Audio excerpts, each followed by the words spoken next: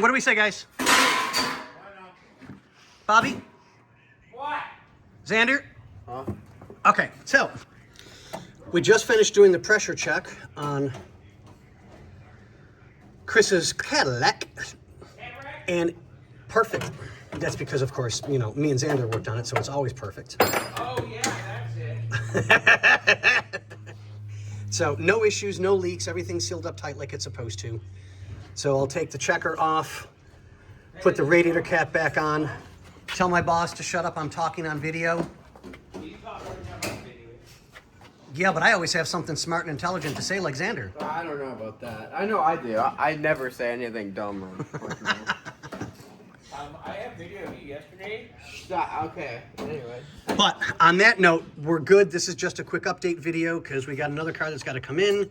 Then this can go back next door and we can do the intake manifold when the gaskets come in.